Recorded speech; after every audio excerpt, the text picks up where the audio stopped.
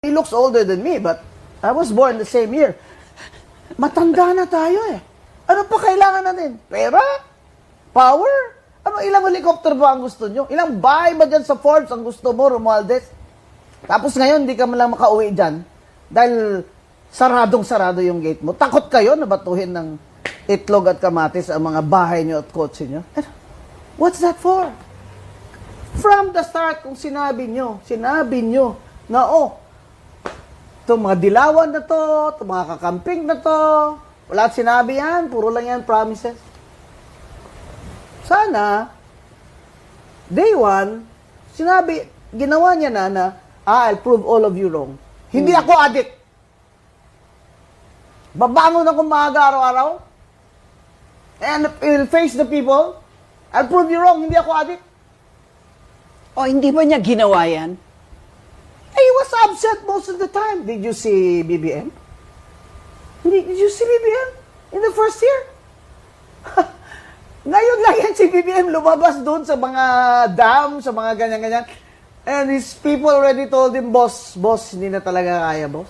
Ghost project, ganyan-ganyan. Mabubuking na tayo, boss, kasi marami ng mga kumakalkal. Mga tao may mga video na ganyan-ganyan. Alam mo, naawa ako dyan kay BBM. Ginamit lang siya ni Romualdez. He looks old.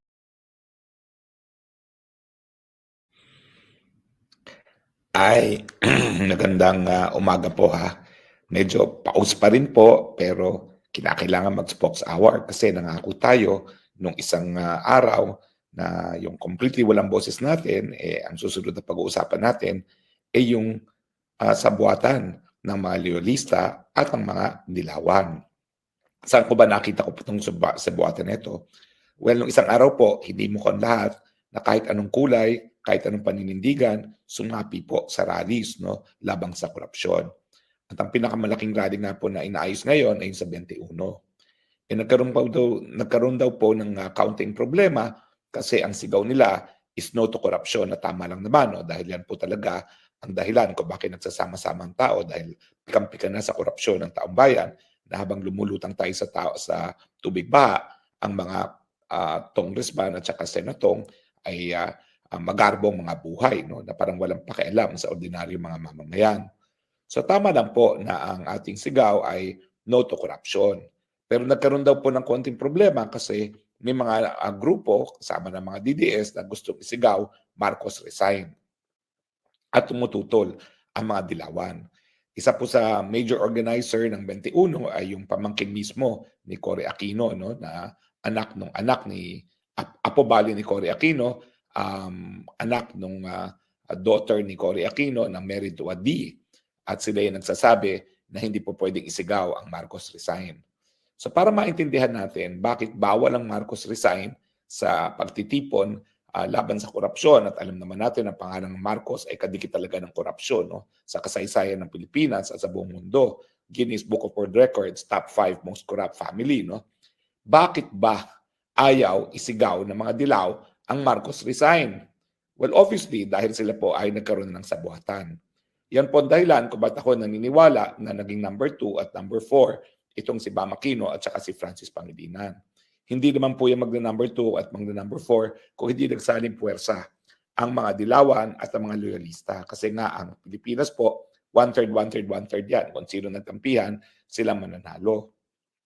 So hindi ko pa sinasara ang pinto sa alyansa ng dilawan at ng Duterte. Bagamat pag may nangyari po kay Tatay Digong Tiro sa dahig, kahit ano pang alyansa ang gawin nila, talagang ang mananaig ay yung galit ng taong bayan. Kaya nga, magdasal sila na maipalabas na sana sa kulungan si Tatay Digong by way of interim release, na sa tingin ko mangyayari naman.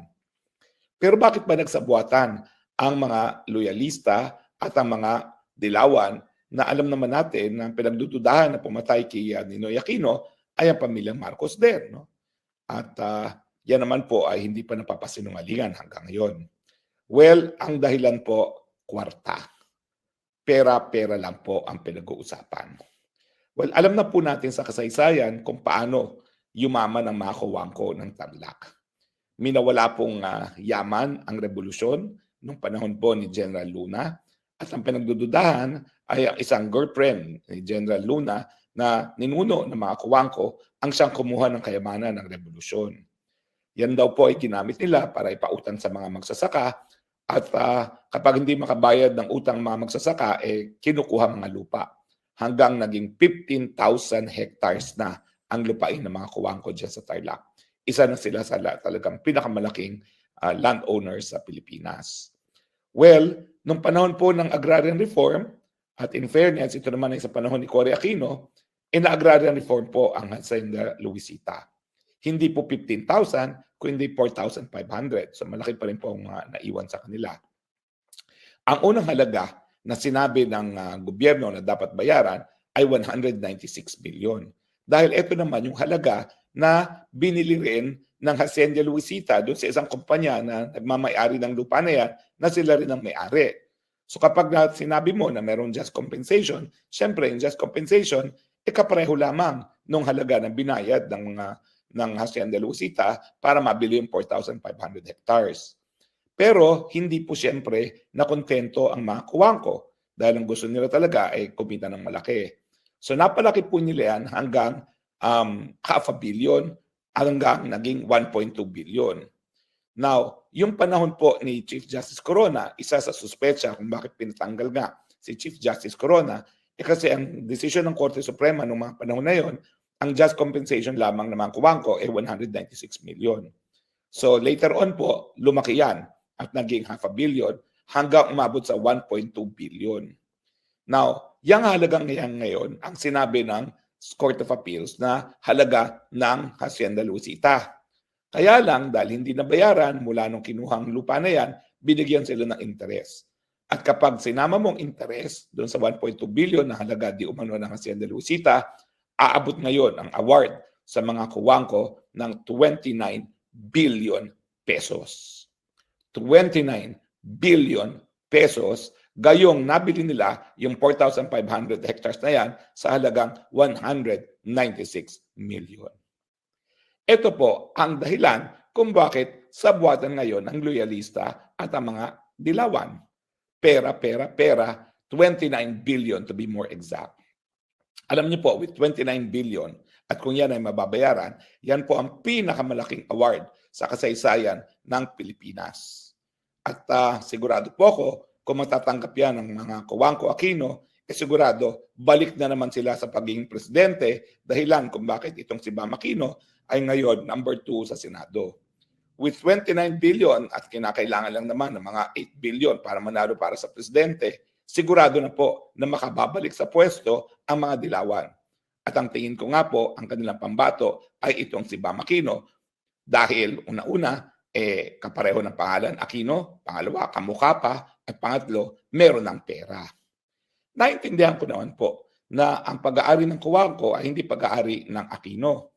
Pero ang katunayan po niyan, talaga namang mga Kuwangko ang sumuporta kay Ninoy Aquino.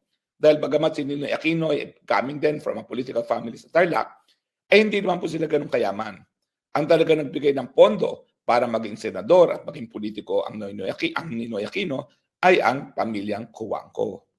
At makikita natin na dahil marami pang interes sa mga Kuwangko sa Pilipinas, at yan po ay mga interes ng negosyo, importante na maibalik sa kanila ang pagiging presidente. Hindi pa sapat sa kanila na dalawa ng Kuwangko ang naging presidente, nais pa nila magkaroon ng pangatlo para masigurado rin ang kanilang hawak sa kapangyarihan. At dahil nga sa Pilipinas, ang hawak sa kapangyarihan ay negosyo, hawak din sa negosyo sa Pilipinas. So wag na po tayong magtataka kung bakit ang mga apo na ngayon ni Cory Aquino ay ayaw sumigaw ng Marcos resign. Dahil ang mga apo na po ngayon ang magbebenepisyo sa 29 billion na makukuha ng pamilyang Kuwangko Aquino sa Hacienda Luisita. Sa totoo lang, yung 29 billion na yan, baka mas malaki pa talaga yan kaysa sa tunay ng halaga ng tubuhan. Dahil magkano lang naman talaga ang tubuhan. Ulitin ko po 1.2 billion ang naging halaga dyan, ang pinanahalaga dyan, pero dahil po sa interest payment, umabot po ng 29 billion. So wag na po tayo magtaka kung bakit naging number 2 si Bam Aquino at number 4 si Kiko Pangilinan. Talagang nagkaroon po sila ng kaparehong interes. Ang interes ng Marcos manatili sa kapangyarihan, matalo ang mga Duterte na siya ring adhikain ng mga Cojuangco Aquino dahil ayaw nila sa kay Rodrigo Roa Duterte. Sa katunayan po, ang pamilyang Duterte ay sumuporta kay Cory Aquino. Yung nanay pa ni Tatay Digong noong 1986 ang talagang namumuno ng people power sa Davao. At ang pinagsimulan nga ng karera ni Tatay Digong ay ang pagiging OIC Vice Mayor ng Davao City. At mula nung siya itinalaga ni Cory Aquino bilang OIC, nagsimula na nga ang karera sa politika hanggang naging presidente. Pero tumiwalag po ang Tatay Digong nung tumakbo para presidente itong si Marojas. Ayaw niya talaga kay Marojas. Napaplastikan siya. Ampaw ang tawag niya dyan. No? At nabuisit nga siya dahil sa desisyon ng Korte Suprema na si Grace po daw, bagamat hindi alam kung sinong nanay, ay Pilipino. Kaya nabuisit si Tatay Digong at nagdesisyon, sige tatakbo ko and the rest is history. Bakit ayaw ng mga Marcos at Cojuangco Aquino kay Duterte? Well, una-una, hindi uring mayaman. Class. Hindi naman completely mahirap si Tatay Digong dahil ang tatay niya ay gobernador. Pero wag po kayong magkakamali. Ang mga mayayaman sa Pilipinas, linalait pa rin ng mga probinsyano. At sa tingin nila, ang Tatay Digong ay probinsyano. Bagamat may kaunting kaya, hindi man kasing yaman ng mga Cojuangco na 15,000 hectares ang kanilang pag-aari. Pangalawa, siyempre, sa kasaysayan ng Pilipinas, ang mga Cojuangco hindi lang pinagdududahan na ninakaw ang pera ng taong bayan, kung hindi nagtaksil pa rin kay General Luna doong nakipaggera ang Pilipinas laban sa mga Amerikano. Ibig sabihin, sa kasaysayan, ang mga Cojuangco ay makapili sa mga dayuhan na nais sumakop sa ating bayan. Yan po naman ay nasa kasaysayan na ng Pilipinas. At siyempre, ang mga Amerikano naman ay talagang gumagamit ng mga Pilipino para maging alipin ng mga Amerikano, mga Pilipino. At yan din po ang kwento ng mga Marcoses, di ba? Si Marcos Sr. nanatili naman sa kanyang pwesto, bagamat siya ay talagang kinasusuklaman bilang isang diktador dahil pinapagamit niya yung base militar ng Pilipinas sa mga Amerikano nung panahon ng Vietnam War. Lahat naman po ng mga supplies ay nanggagaling dito. Lahat ng mga eroplano nanggagaling sa Clark at sa Subic dahil ang Clark at Subic po ay ang pinakamalaking Air Force headquarters at naval facility ng Amerika sa labas mismo ng Amerika, mas malaki pa kaysa dun sa Hawaii. So makikita natin na talagang yung impluwensya ng mga Amerikano sa Pilipinas ay pinatutupad sa pamamagitan ng sabuatan ng mga Amerikano sa mga kapwa Pilipino natin na mga bagong mga makapili. At yan nga po ang kwento ng mga Cojuangco at ng mga Marcoses. At ang kapalit naman po dyan ay limpak na salapi. Sa mga Cojuangco, panahon pa na General Luna na nawala yung pondo ng revolusyon.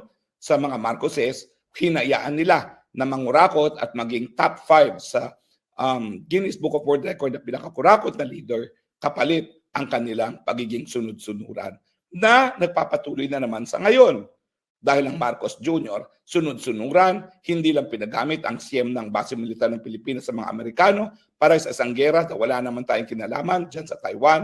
Kung hindi, bukod pa sa pinapagamit ng mga base militar, hinayaan pa na ilagay dito sa atin yung Typhoon missile na nung minsan ay kamuntik na maging mitya ng isang nuclear war doon sa tinatawag na Cuban Missile Crisis.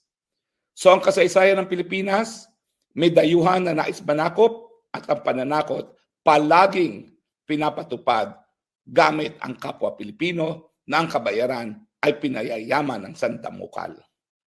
Yan po ang kasaysayan ng Pilipinas na malungkot at sana po ay tuluyan ng magbago. Well, ang tingin ko po, dahil nga dito sa issue ng korupsyon, may bago ng pagmumulat ng mga mata ang ating taong bayan.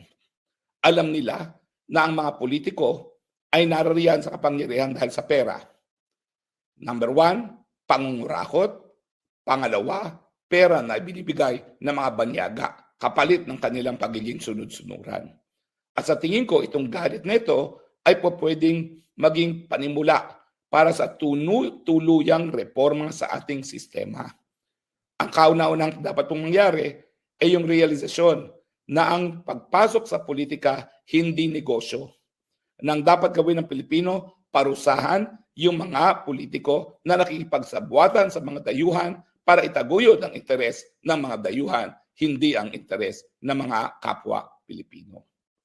Kaya sana po, pagdating ng September 21, bagamat ang mga pamilyang Aquino, Cojuangco at Marcos ay nagsasabuatan at linilihis ang issue na para bagang walang issue sa korupsyon ng mga Marcoses, samantalang ang korupsyon, ang punot dulo niyan ay ang presidente.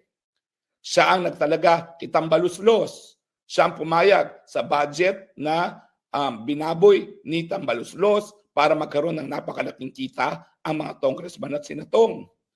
Siya rin ang pumili kay Tambaluslos. At ngayon, wag po tayong magkakamali.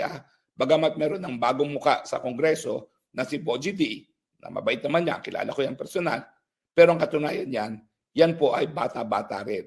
Hindi lang ni Marcos Jr., kundi ni Tambaluslos. So kung inaasahan natin ay pananagutan, kalimutan nyo na po yan. Dahil itong si Bogie D, super BFF po yan ni Speaker. Bakit? Well, dahil yan po ay taga Isabela. At ang mga Isabela naman po ay talagang pinamumunuan ng mga D at ng mga Albano na talagang malapit sa isa't isa. At itong D at Albano po ay talagang panahon pa ng kanilang mga tatay ay talagang malapit na sa isa't isa. Marcos Sr. pa at mga D Sr. at Albano Sr. Kaya nga po, huwag kayong magtataka. Ang ginawa po nila sa Kongreso, tinanggal si Tambaluslos para maibsan ang galit ng taong bayan. Pero wag po kayong papayag na maibsan ang galit natin. Dahil hanggang hindi po magkaroon ng bagong sistema, patuloy po ang kultura ng korupsyon habang hindi natin binabasura ang konsepto ng SOP o Standard Operating Procedure, patuloy po tayong lalangoy sa tubig baha habang ang pondo ng bayan ay linulustay dito sa mga walang kwentang mga flood control.